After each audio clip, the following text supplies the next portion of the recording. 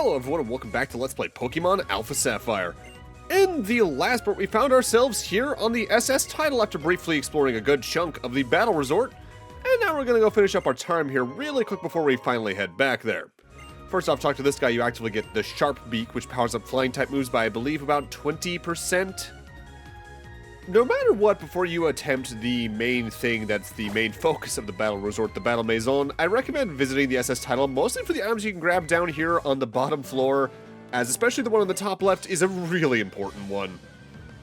First off, though, we got our first new Pokemon for the part, rather. This is Qwilfish, a Gen 2 Water Poison type.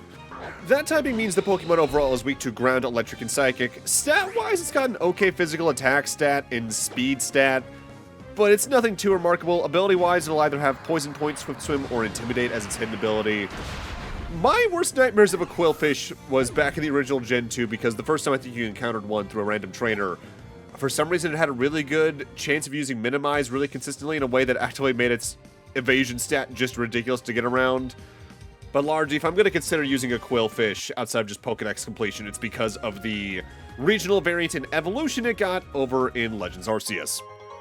Up here in the top left corner is the very important item for the SS Tidal, the Leftovers. When held by a Pokemon at the end of a turn of battle, their HP is restored by about 1/16 rounded down, which can be a difference of life and death in a lot of situations, especially if you have a very tanky Pokemon like, say, anything from the Chansey line, Wailord, Snorlax, Slacking in general.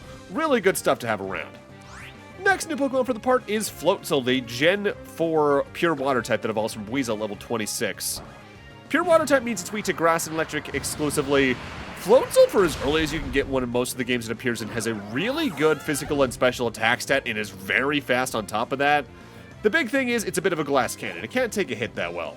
But when you partner it with having either Swift Swim or Water Veil for its abilities, you can do a good chunk of things to the Floatzel. It's a perfectly great Pokemon. I've used it to good effect in the past. With this, our duties on the SS Tidal are already completely concluded. We just need to go sleep in our bed and we'll be back in our destination and we can head to the Battle Resort from there.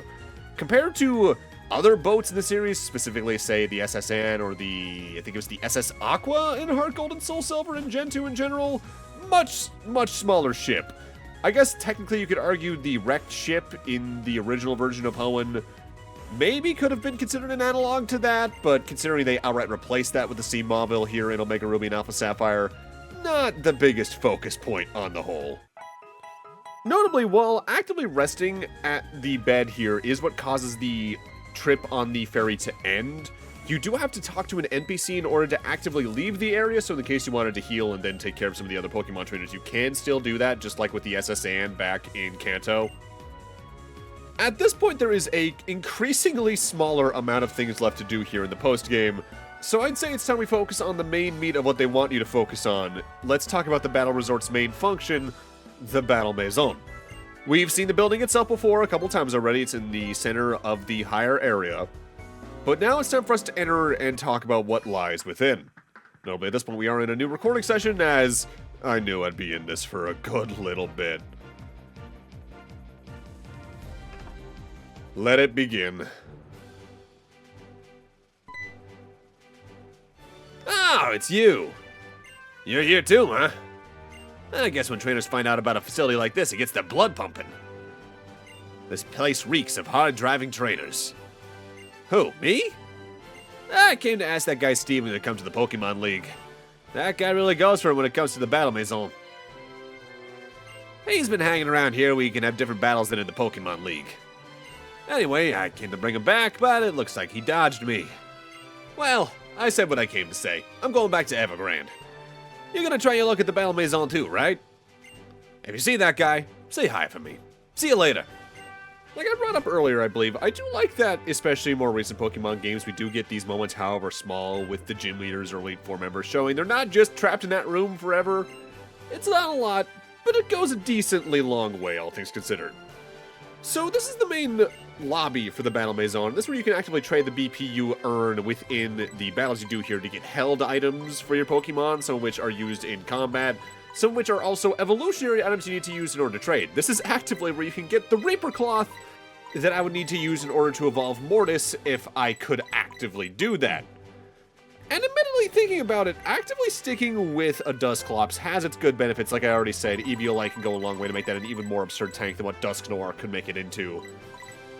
But even thinking about it again, while for the main campaign, honestly, Bayonet and Shuppet would have been the better choice, arguably Dusclops is the better choice for what's coming up in here. So just to showcase some minor little toolkitting I'm doing, I'm actively changing around my held items a good bit throughout here as I go. But I don't showcase every time I change my held item, if only because I actively don't record a lot of what's coming up. I only really record the first few fights and then the important fights from there on. But I'll talk more about that as we actively get into what goes on in the main part of the Maison. The best comparison you can make for the Battle Maison in both its presence here as a replica in Hoenn and its original version over in Kalos in the main chunk of Gen 6 is that this generation's attempt at the Battle Tower more specifically rather than any kind of Battle Frontier adjacent attempt. For more information, let's talk to the receptionist on the right, though notably you can also talk to the one on the left to take a look at any records you set while you actively do some play here. Not that it's really going to matter for this LP. Welcome to the Battle Maison. I'm the receptionist. What would you like to do today? Let's learn some more. What would you like to hear about? Everything. This Battle Maison provides various battles with many trainers. You can choose from the following battle formats: singles, doubles, triples, rotations, or multi-battles. You'll keep battling until you lose and compete based on how many people you defeat. Please note that if you lose even once, your winning streak will end and you'll start from zero again. Every time you defeat a trainer, we'll give you points called BP. You'll earn more BP as you keep winning, so do your best.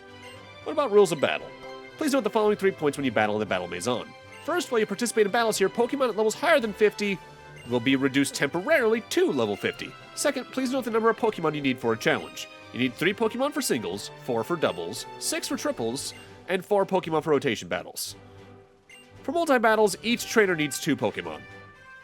Third and last, all Pokemon and their items should be different, but for multi-battles, it's okay for 2 players to have the same Pokemon or item. There's also a few more rules on top of that that we'll talk about once we actively get in there. I'm going to start off and just go down the list. We're going to do singles, then doubles, triples, rotations, and finish with multis. Let's try the single battle challenge. You can select any 3 Pokemon from your team, including ones even from the battle box in your PC boxes in the case you want to have things that aren't in your active party. You need to save before you start, and from there, the marathon begins. The way the Battle Maison works is that you do multiple battles in a row within the category mentioned. To start, you just need to reach a win streak of 20. But upon doing so, we unlock something a little bit more, but I'll talk about that when we actively do so. So, other rules here in the Battle Maison. You can't use any items from your bag. Pokemon gain no experience points or effort values by defeating opponents in here. Your Pokemon are restored after each battle, including any held items they lose or gain during a battle. Any new Pokemon you see will not contribute to your Pokedex, and there's several Pokemon that actively cannot be used here in the Battle Maison period. Namely Mewtwo, Mew, Lugia, Ho-Oh, Celebi, Kyogre, Groudon, Rayquaza, Jirachi, Deoxys, Dialga, Palkia, Giratina, Fione, Manaphy, Darkrai, Shaman, Arceus, Victini, Reshiram, Zekrom, Kyurem, Keldeo, Meloetta, Genesect, Xerneas, Yveltal, Zygarde, Diancie, Hoopa, and Volcanion. That list actively evolves and changes in every single generation. That does mean there are several legendaries you can use and you'll actively run into along the way as well. But worth noting, specifically the held item Soul Dew is banned for the Latis, which we can't even get in this LP because that requires an event that I have no way of getting the item for, where we would head back to the island we first got Latias and actively get to catch the Latios. In general, it's a lot to keep in mind, and it's a really different playstyle just because you're limited in your team composition by so much.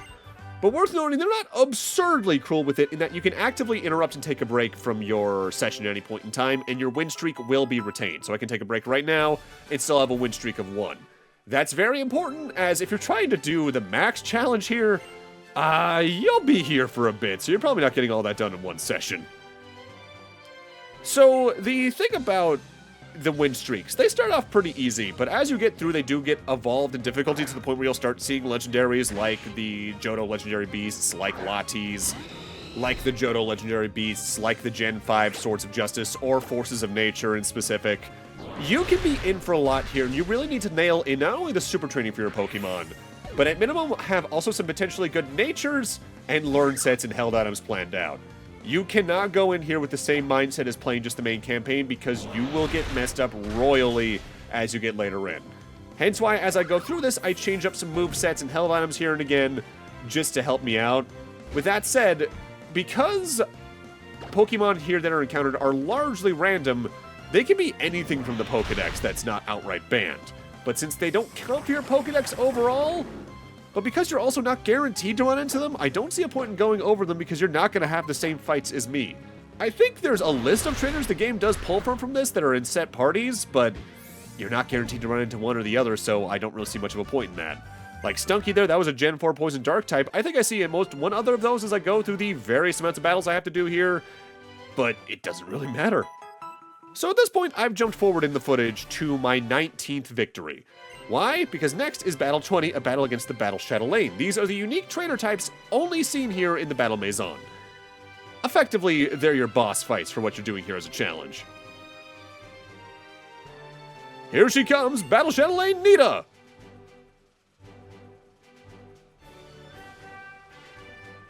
Hello, how are ya? In good form? I'm Nita. Welcome to me Battle Maison, pet. I've not been to Hoenn in ages. Sure, I may be the youngest of us four Battle Chatelain sisters, but I'm still a class trainer. I've been an owner of this Battle Maison this long time. Honestly, I'm not telling fibs. I'd be in charge of the single battles myself. Would you do me a favor? A bit of a match? You will? Grand. Then let's begin at once.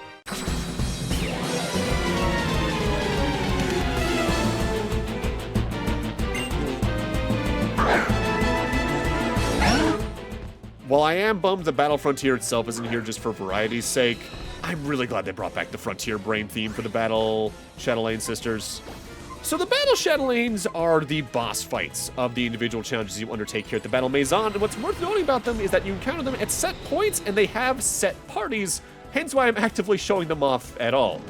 Nita here is the boss fight for the single battle category.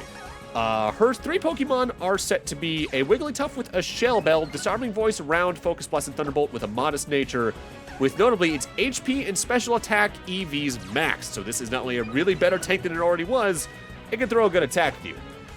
The Shell Bell in specific can be an interesting play with this, as it's effectively a version of Leftovers for how this Wigglytuff fights, as that means any damage it does, it's going to heal some of that HP back. But depending on what you throw out against the Wigglytuff, you don't have to worry about too much. Worth noting, the Battle Chatelains can throw their Pokemon out in any order, so while she might start with a Wigglytuff for me, she might start with one of her other two Pokemon for you if you're trying to do this yourself, which I really don't honestly recommend. But also, otherwise worth noting, I effectively take a break right before the Battle Chatelain sister in every single category moving forward, just so I have an easy hopping on point to record from. And what's notable about that is if you resume a challenge at any point in time, you can change your team up. So while I might say, enter a category with like Blaze, Boomba, and Dove, I might go against the Battle Chatelain intentionally with like Blaze, Chris, and Mortis, because they might have types that are more aligned with what I know I'm going up against in the set encounter. Next up, Nita's thrown out her Perugly, which has Hypnosis, Dream Eater, Shadow Ball, and Round with a Modest Nature, and its maxed EVs are its Special Attack and Speed, so this is a pretty fast cat. Also worth noting, it has the Big Root, which actually means any HP it saps with you with, say, Dream Eater, it actively restores much more HP than it would normally. And finally, she's thrown out her Grumpig, Wise Glasses as its held item, Psychic, Shadow Ball, Power Gem, and Modest. EVs maxed out in Special Attack and Speed once again, so a pretty fast pig. The Wise Glasses you can buy here at the Battle Maison, and what that does is that any special moves used by the Pokemon that's holding it are boosted in power by about 10%, so this thing can do some damage if you're not careful. The standard variants against most of the Battle Chatelains aren't too bad of a fight in most cases, though there are some ways they can really surprise you. It's the second fight we have to do against them if you want to do everything that really, really gets to be a nightmare. Especially in terms of time investment. Because if you lose for one thing, of course, your win streaks reset, which means if you lose early on, it's not too bad. But if you lose at, say, the second to last fight, that's a lot of time just wasted. But also, even just doing the fights normally can take a while, depending on what kind of devious trainer you're up against. Similarly to the Battle Tower, there are some people who talk about this mode cheating, and it does definitely feel like it at times. That was fun! Ain't you a jammy one? But then I know what you're on about, I do. You weren't really trying then. Is it not yourself who's Hoenn champion? Should we meet again, I'll be giving it me all. If you want to battle against me serious, you wouldn't be going astray to train up a bit. Thanks a mil. You come back again sometime. And upon defeating a Battle Chatelain, you also get a noticeable boost of BP. Congratulations, I present you with these battle points for your victory against the Chatelaine. So you get a 20 BP boost for beating them at the end of the 20-rounder. And you can say the most recent battle is a battle video, which doesn't really matter for what we do here in this LP. Then you can take on the consecutive Super Single Battle Challenge, Young Master Kyle.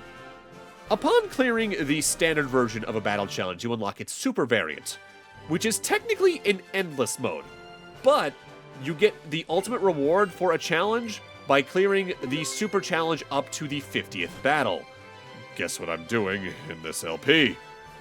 This is where the biggest time investment of this mode comes in, because across the 5 different modes, you are doing 20 battles to start, so that's 100 battles right there, but then an additional 50 for each of them. So that means, at minimum, barring losses, you are doing 350 Pokemon battles to clear this place out completely.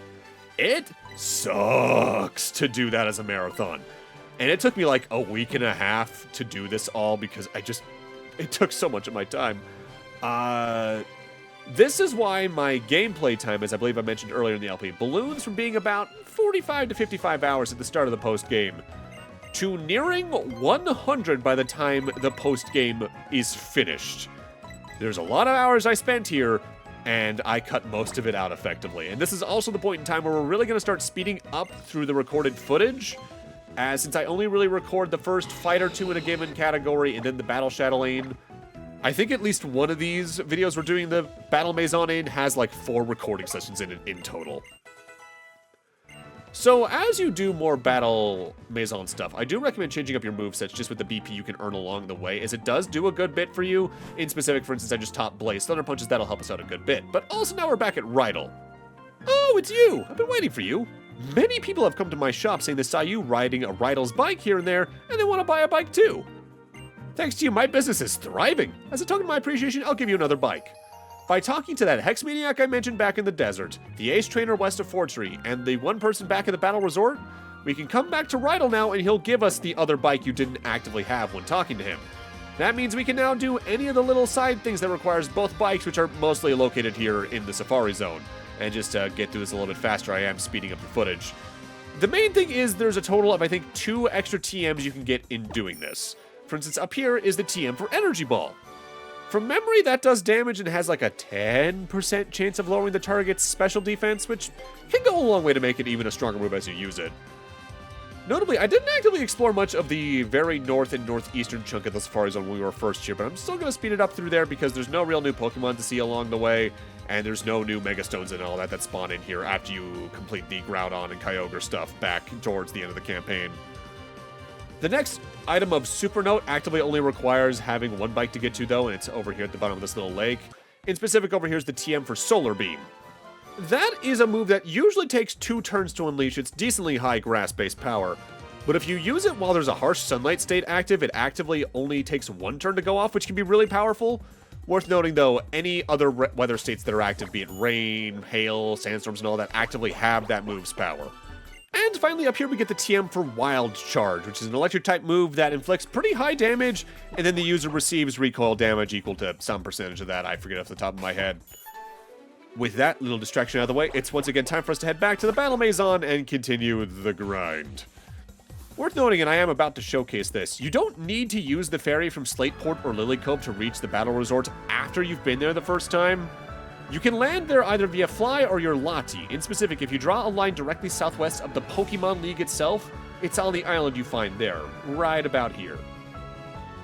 Now, there's all sorts of scattered advice online for team building, for Battle Tower adjacent stuff, or the Battle Maison in general. What you really want to do, I think, depends on what you like out of a Pokemon and all that. Plus, it also depends on whichever challenge category you're really doing. My personal mentality is to have at least 1 Pokemon that's a decent physical attacker, 1 that's a good special attacker, and then 1 that can either play the middle or be a bit more defensive. From there, it really depends on what moves you want to have on it to cover what types and all that, either take advantage of the type's own strengths or try to target weaknesses of the Pokemon in question. That's actively why I put Thunder Punch onto Blaze so he can take care of any water types that come up that he can actively do damage to with that. Quad weaknesses are scary to have in this case because there's a lot of times they'll just throw Pokemon at you that have a move that can do that really out of nowhere, depending on the Pokemon. But that's just kind of what you have to deal with in any of these types of post-game scenarios. Honestly, this being based on the Battle Tower really kind of showcases some of the worst with competitive level or high-tier Pokemon play in how random it can feel, because ultimately Pokemon as a series is largely based in luck, even compared to other RPGs. Now, even as someone who's not a big fan of Pokemon post-games, especially with Battle Frontier adjacent stuff, I will say I prefer the Battle Frontiers largely to Battle Towers outright or the Battle Maison, if only because the Battle Tower and the Maison are pretty much just straight up Pokemon battles with no real change to flavor. The other facilities in the Battle Frontiers that did exist actively added a new gimmick or mechanic in some way that at least made it feel a lot more unique to play through and add some other layer of strategy. This just being more of what you've done throughout the game really makes it feel unrewarding, and it's why I really recommend most players just don't bother with this unless you're super curious. I also recommend taking a break every like 10 or so battles, not just to give yourself a break overall, but to go take a look at the move tutors or the items out here to see what could really play your fancy and boost the strength of your Pokemon in question. For instance, with me specifically, eventually I start rotating between having the Wise Glasses and Choice Specs on Dub, for instance, to power up their special attacks that can do really good against certain types of Pokemon, especially against the Chatelaines in question. There's also Boomba, my Slacking, who I eventually give the Life Orb item you can buy here for around 50 BP. The Life Orb increases any damage done by its holder by 30%, assuming the move used does any damage at all. In return, though, they take 10% of their max HP anytime they deal said damage. With a tank like Boomba, that can reduce their time in battle, but when you say factor in Slacking's truant ability, meaning they only move every other turn, that extra 30% of damage becomes really worth it, as that means there's less opportunities for them to get knocked out on top of that as it is. Especially since I lack skill swap as an attack and strategy in general in this particular playthrough, which, well. At this point in recording, though, I've won the first 49 battles within the Super Singles Challenge. As every 50 battles in these modes, they throw the Chatelaine at you with a heavily boosted team. And trust me, you want to be prepared for these fights. Let's face off against Nita once again.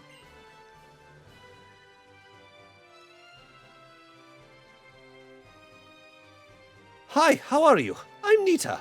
Oh, how I've missed you, champion. The strongest trainer in all of Hoenn, is it then? At last I can go all out. So let's get cracking on it. Prepare yourself. So, the 50th round fight against the Battle Chatelaines frankly at times feel unfair because they largely use legendaries. For instance, Nita this time around uses all three of the forces of nature, like the Thunders we saw earlier. For me, she starts off with her Landorus, which has Earth Power, Extrasensory, Focus Blast, and Grass Knot, a Modest Nature, Max EVs and Special Attack and Speed, and a Choice Scarf, which also boosts the Pokemon holding its speed by another 50%, but only allows the first move that they use to be used, period, throughout the rest of the fight. Meaning they're going to be spamming Focus Blaster me, which is really powerful. We haven't talked about Landorus itself yet, and I'll save that for when we eventually do properly fight one, but worth noting it is a ground flying type with Sound Force or Sheer Force, so it's weak to water and ice, but immune to ground and electric. Something I also forgot to talk about in specific when we were capturing Thundurus earlier in the LP was that Thundurus is there only in Alpha Sapphire. Tornadus is what's there in Omega Ruby, which I'll talk about Tornadus in specific when Nita throws out hers, because I might as well at that point. Speaking of which, I believe next up she's throwing out her Tornadus, which has Substitute, Double Team, Focus Blast, and Hurricane. It has a modest nature, and has maxed EVs in its HP and special attack. It's also notably holding a Yosh Berry, which actively halves the incoming damage from any super effective Ice-type moves. Tornadus itself is a pure flying type, so it's weak to Rock, Electric, and Ice. Stat-wise, in its base incarnate form, it's got really high attack stats with a lean towards special attack and is decently fast, but if you use the Reveal Glass on it and change it over to its Therian form, it takes points away from both attack stats to boost its speed even higher. Otherwise, Tornadus either will have Prankster, very powerful, Defiant, very powerful, or Regenerator, very powerful. Regenerator in specific is for Therian form. And finally here we see her Thundurus, which has Wild Charge, U-Turn, Crunch, and Skydrop. It's got a Jolly Nature, and maxed EVs in its attack and speed stats. It's also holding a Citrus Berry, so it has a pretty good way to heal. Well, hey, that was great fun. You're a strong one, champion. It's been a while since someone bested me when I was trying my utmost to win. I can hardly wait for the next battle between us, you bold thing. The Battle Maison and Nita will always be here and waiting for your visit. You'd better come again, and no guff. Upon clearing your match against a Battle Chatelain at the 50th round, you get a whopping extra 50 BP, which is really good. But also, they do give you a little reward to mark your achievement. Young Master Kyle, you won superbly. To recognize your great achievement, we'll erect a monument in the Battle Maison. In specific, they'll add a statue to the lobby of the area, matching the color of the category you just completed. My goal is to get all 5 of those. They do give you the option to continue in the challenge, but take my advice, it's not worth going past 50 battles in this, especially if you care about trainer ID level, which is something I'll talk about probably next time during one of the longer Chatelaine fights. And there's our statue, but also, hey, Wally, Kyle! This monument was built to commemorate you, wasn't it? That's amazing! You really are Hoenn's top trainer, Kyle. How naive you are.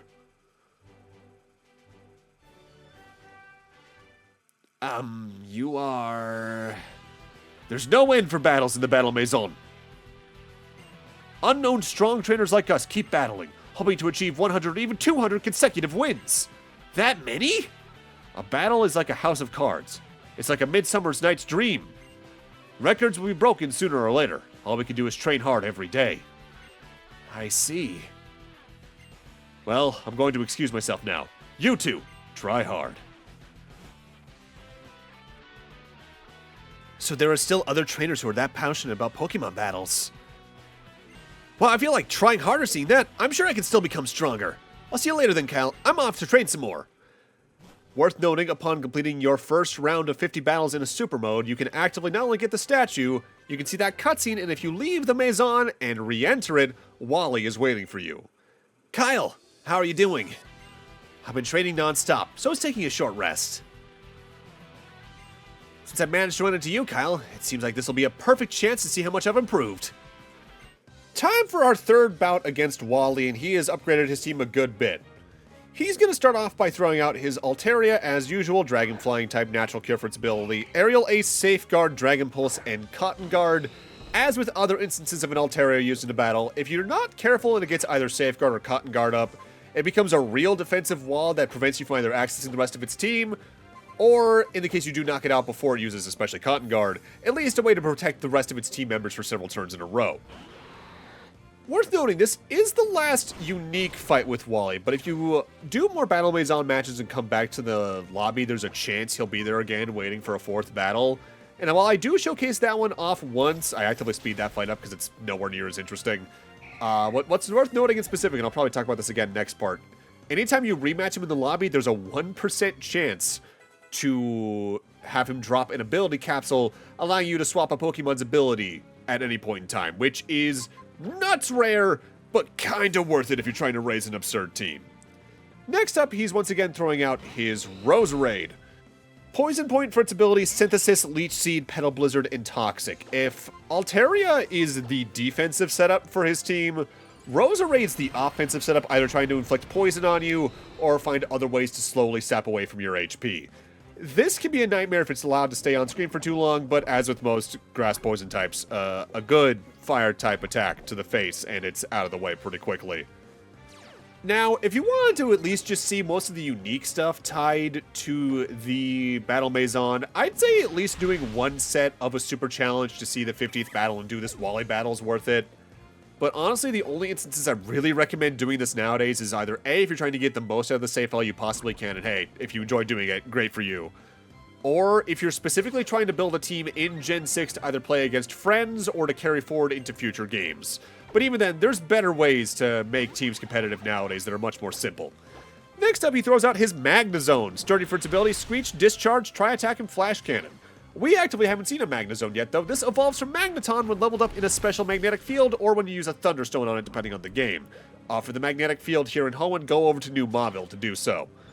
It has Magnapulse, Sturdy, or Analytic for its abilities, similarly to its pre-evolutions. Magnezone is an incredible special attacker that can take a hit really well. It's got a super high physical defense and decent special defense, all things considered. I like Magnezone a good bit. It made the Magnemite line, I think, a lot more worth using in the long run. Even if it's not an electric type, I immediately reach for. Next up, he's sending out his Delcat once again. Cute charm for its ability. Sing, disarming voice, charm, and feint attack. Pretty straightforward Pokemon to take care of, all things considered. And of course, as with the first fight against him, I guess with this modern team at least, back in Victory Road, he's going to end off with his Gallade. Steadfast for its ability, Psycho Cut, Close Combat, Slash, and Sword Stance, and it still has the Galadite. I'll get into this again when we actively do the second fight you can do against him here at the Battle Maison later on, but worth noting the biggest change that actively happens in that fight is that all of his Pokemon are actively holding items, and they're really smart items for what the team actively is. If there are fights that might throw you off if you haven't done an absurd amount of grinding just trying to catch Pokemon and level up along the way, honestly, the fights against Wally here are probably going to be the biggest tests to you outside of the rematches against the Elite Four and Champion that we'll be doing at the very end of the LP. It's worth noting, by the way, that I've paced the post-game in this LP kind of specifically in order to have a lot of things to do before the Battle Maison and a couple of things to do after it, so it's not the last thing I do before the Champion refight. Mostly just so I could keep an energy going and a little bit of morale for myself so I can be like, okay, there's more to do after this than just the end. There's more to this than just the end. Because part of the reason why this LP has taken so long to edit and record and also to upload, because I know the uploads have been a bit spotty, is because editing this and playing this specific section took a while. It's moments like this that my mentality for a lot of LPs where I want to showcase as much as I can for a game can really bite me in the ass, honestly. But hey, if anything, it means my Gen 6 LP, however long in the future, is going to be a lot more straightforward. So this is my limit. Wally, your limit could get you past the Elite Four, in all honesty. I knew my team makeup was still off, then I guess I need to take this guy out. No, if I do that, I'll be wide open for... Then if I replace this move here... Yeah, that should do it. Oh, excuse me, I couldn't help myself. But you're just as brilliant in battle as ever, Kyle. Still, don't you count on me just losing to you forever. I've met a lot of people who have helped me grow since coming to the Battle Resort, and it has reminded me all over again how much fun it is to go really all out in battle. Thanks again, Kyle. Let's battle again sometime. But with that, I'm going to need to end this off here. Thank you guys for watching, and in part 38, we continue the marathon through the Battle Maison. See you guys then.